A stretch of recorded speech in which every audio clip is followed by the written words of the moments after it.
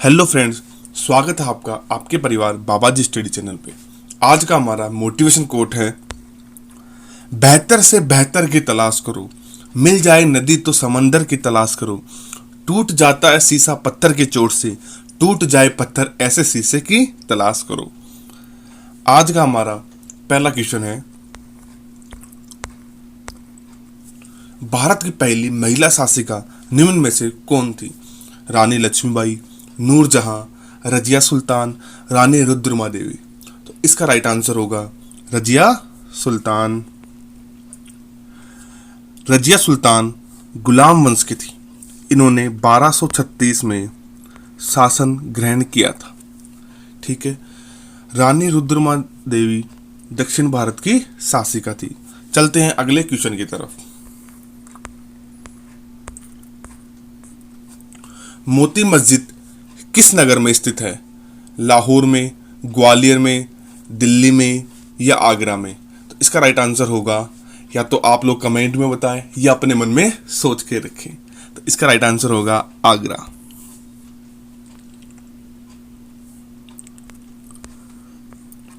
मोती मस्जिद आगरा में स्थित है। इसका निर्माण मुगल शासक शाहजहां ने करवाया था, जबकि दिल्ली के लाल किले के अंदर बनी मोती मस्जिद का निर्माण मुगल शासक औरंगजेब ने करवाया था। अगला क्वेश्चन है, राष्ट्रीय एकता परिषद एनआईसी का अध्यक्ष कौन होता है? गृह मंत्री, विदेश मंत्री, उपराष्ट्रपति या प्रधानमंत्री? तो इसका राइट आंसर होगा प्रधानमंत्री। वर्तमान में हमारे प्रधानमंत्री कौन है? तो वर्तमान में हमारे प्रधानमंत्री हैं नरेंद्र मोदी।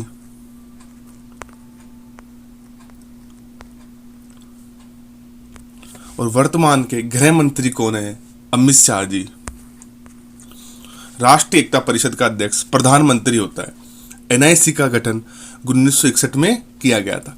वर्तमान में भारत के प्रधानमंत्री दामोदर दास मोदी है। वह गृह मंत्री अमित शाह जी हैं।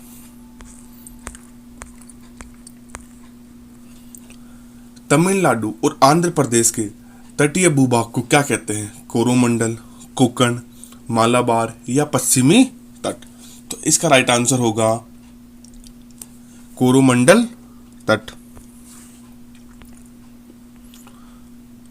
इसके बारे में थोड़ा जान लेते हैं। तमिलनाडु और आंध्र प्रदेश के तटीय भूभाग को कोरोमंडल कहते हैं, जबकि केरल के तट को मालाबार तट कहते हैं।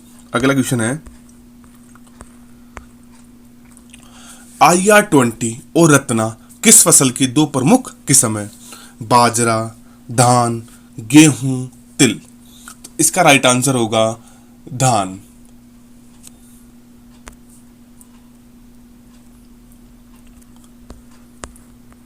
IR-20 और रत्ना धान की फसल दो प्रमुख किस्म है। इसकी अन्य किस्में निम्न है: हमसा, जया, IR-10, IR-36, पूसा 1, हेमा तथा राजेश्वरी। अगला क्वेश्चन है, दिल्ली और कोलकाता किस हाईवे से जुड़े हैं? NH1, NH2, NH3, NH4?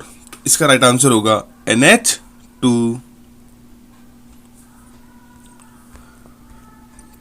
Delhi और कोलकाता NH2 के हाईवे के साथ जुड़े हैं। यह हाईवे 1465 किलोमीटर लंबा है, जो दिल्ली और कोलकाता को जोड़ता है।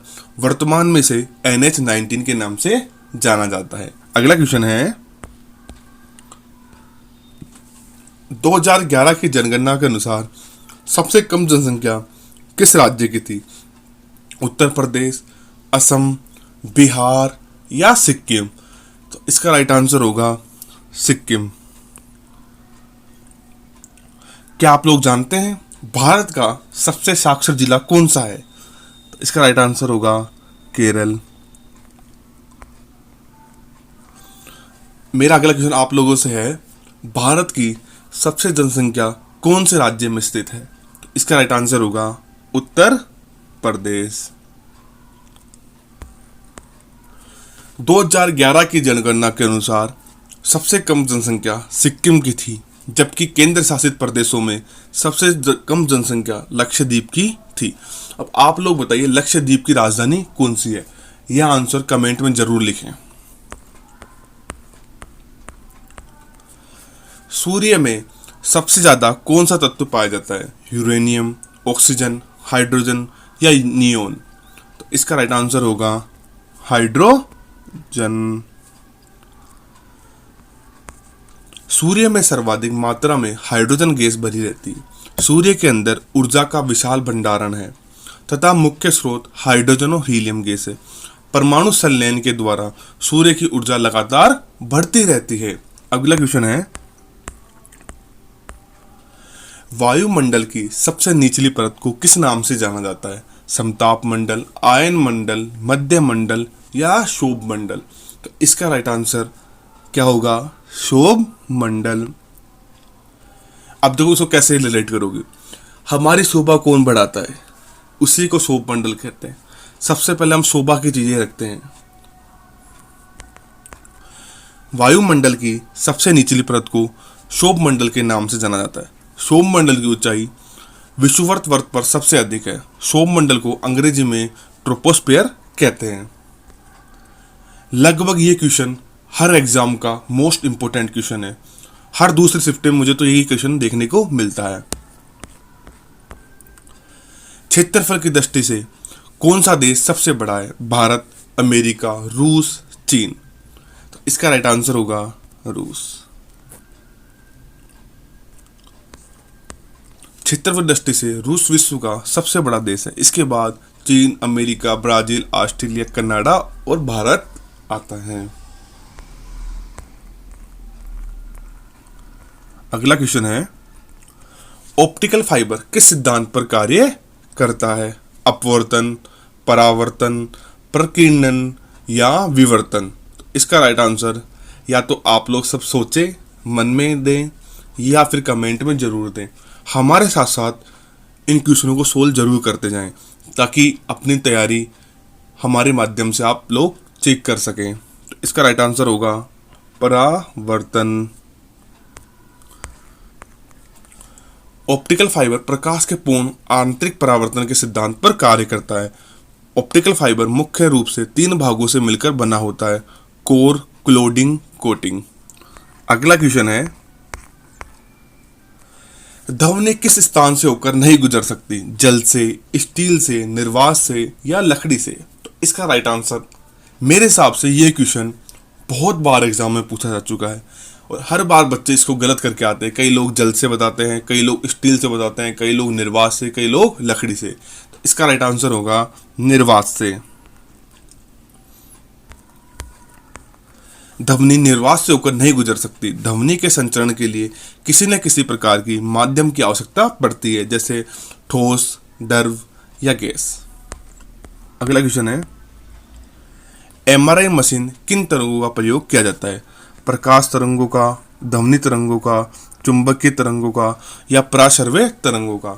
मैं चाहता हूं कि इस क्वेश्चन का आंसर आप लोग कमेंट में जरूर दें। अगला क्वेश्चन है, कंप्यूटर में ज्यादातर त्रुटियां किस कारण आती है? क्रमादेश त्रुटि, हार्डवेयर की विफलता के कारण, मीडिया में दोष के कारण या इनमें से कोई नहीं? इसका राइट आंसर होगा क्रमादेश त्रुटि। कंप्यूटर में ज्यादातर त्रुटियां क्रमादेश त्रुटियां, प्रोग्राम त्रुटियों के कारण होती है। कंप्यूटर में त्रुटि को बग कहते हैं। ये बहुत इंपॉर्टेंट है। अगला क्वेश्चन है, विश्व का सबसे बड़ा नेटवर्क क्या है? Internet, infranet, local area network, wild area network? इसका राइट आंसर होगा इंटरनेट।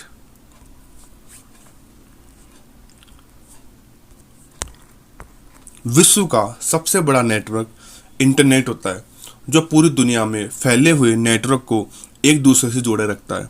इंटरनेट के माध्यम से शिक्षा, व्यापार, सरकारी काम आदि को आसानी होने लगे हैं। आप लोग हमारे साथ जुड़कर अपनी तैयारी को एक नई दिशा में ले जा सकते हैं। हम लोग आपको सिलेक्शन की गारंटी जरूर देते हैं। अगर आपको हमारा चैनल पसंद आया तो लाइक, शेयर एंड सब्सक्राइब जरूर करें।